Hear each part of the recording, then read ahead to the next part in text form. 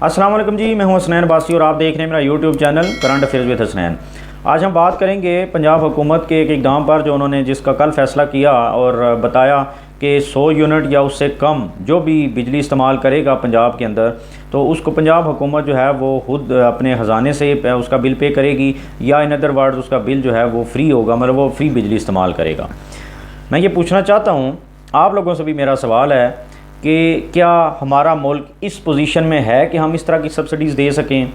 ये हुकूमत जो कि बजट पेश करके अब उसके पास पैसा नहीं है कि वो उसको मंजूर कराए, और IMF उसकी बातें जो है वो मान नहीं रहा, और एक ऐसी हुकूमत और एक ऐसा मुल्क जो बजट पेश करने के लिए IMF के दरवाज़े पर खड़ा है, वर्ल्ड बैंक के दरवाज़े पर खड़ा है, अमेरिका के जूते उठाने के लिए तैयार है, फिर वो टर्की की तरफ देखता है, UAE की तरफ देखता है, फिर वो चाइना से भीख मांगता है।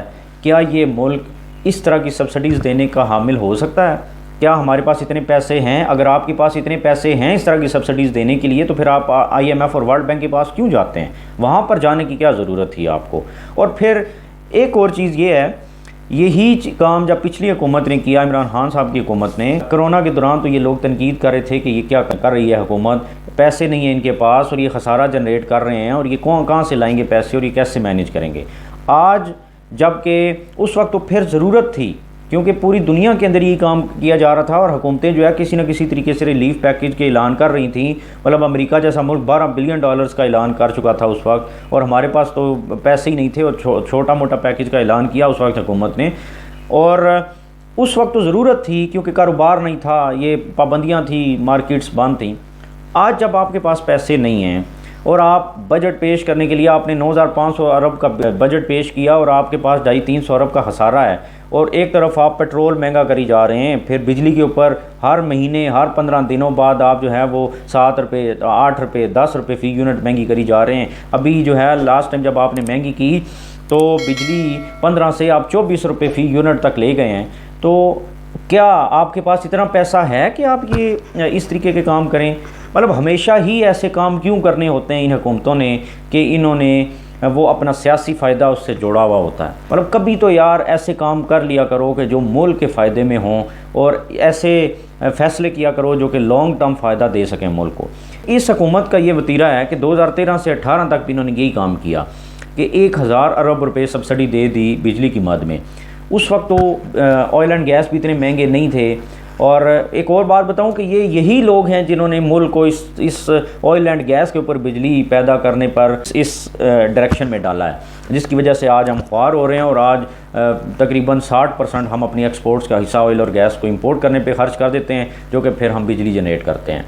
तो ये हुकूमत जिसने 13 से 18 तक 1000 अरब रुपये बिजली की मद में सब्सिडी दे दी, तो इनसे कोई पूछे वो 1000 अरब जो आपने IMF या वर्ल्ड बैंक या किसी भी अपने कमर्शियल बैंक से लोन लिया, वो आपने 1500 अरब रुपये करके वापस किया होगा।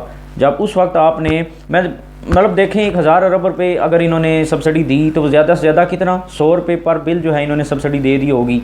लाखों की तादाद में जो है वो मीटर्स लगे हुए हैं, सारिफीन हैं, तो 100 रुपये अगर आपने एक बंदे को रिलीफ दिया होगा तो कितना एक फ़र्क पड़ गया होगा।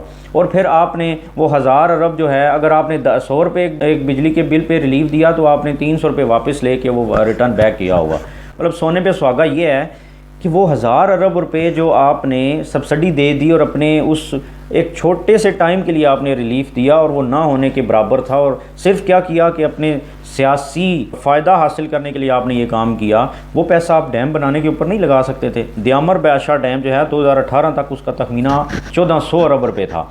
वो 1000 अरब आप उधर लगाते ना, तो कब का डैम जो है वो तैयार हो चुका होता।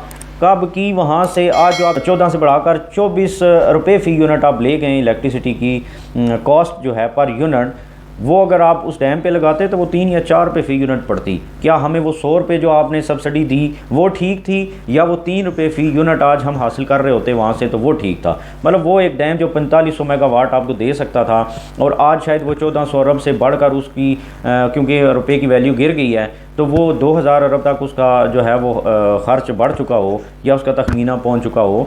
तो क्या वो काम ठीक था? ये आप दयामर बादशाह डैम आपने नहीं अभी तक तैयार किया, इसी तरीके से मेमत डैम जो है वो आप बना लेते, आप जो है कालाबाग डैम बना लेते, लेकिन कोई ऐसा काम नहीं करना जिससे लॉन्ग टर्म फ़ायदा हो आवाम का, या इन मसाइल से हमारा जो है वो जान छूटे और हल हो ये हमारे मसाइल, बल्कि हमेशा वो काम करने जिससे मुल्क जो है मज़ीद इस कर्ज़ों की दलदल में फंसे और सिर्फ इनका सियासी फ़ायदा हो।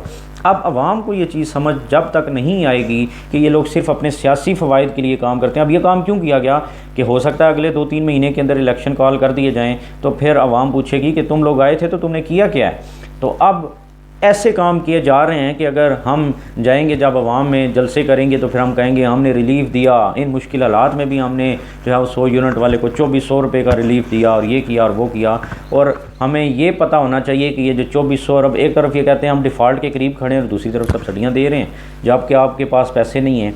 तो ये अवाम को समझना पड़ेगा कि ये सिर्फ अपने सियासी फ़वाइद के लिए काम कर रहे हैं। इनको पता हमने कौन सा अपनी जेब से देने हैं। अगर हम अगले इलेक्शन में जीत कर आ गए तो ठीक है, ख़त्म कर देंगे, और ना हुआ तो फिर जो भी आएगा वो खुद पैसे देगा जहाँ से मर्जी या दे, और फिर हम कहेंगे देखो हमने तो रिलीफ दिया था, इसने आके ख़त्म कर दिया। तो इन कामों के लिए और इन चीज़ों के लिए लोग होशियार होते हैं और इनके पास कोई प्लान नहीं है। देखें, लीडर वो होता है जिसके पास विजन होता है। ये लोग, इनको लोग वोट देते हैं क्योंकि उनके पास, आवाम के पास ऑप्शन नहीं है, और फिर जब ये आ जाते हैं तो एक बंदे को अल्लाह ताला ने वो विजन ही नहीं दिया कि वो लीडरशिप रोल प्ले कर सके, तो वो कहाँ से आपके मुल्क को ठीक करेगा।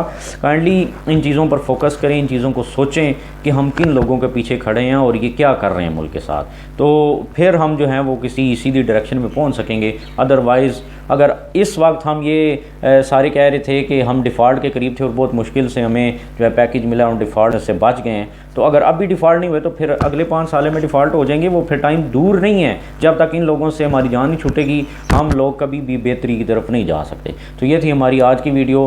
आई होप आपको पसंद आएगी, और मेरे चैनल को लाइक, सब्सक्राइब एंड शेयर ज़रूर करें और फीडबैक भी अपना ज़रूर दें। Thank you very much. अल्लाह हाफिज़।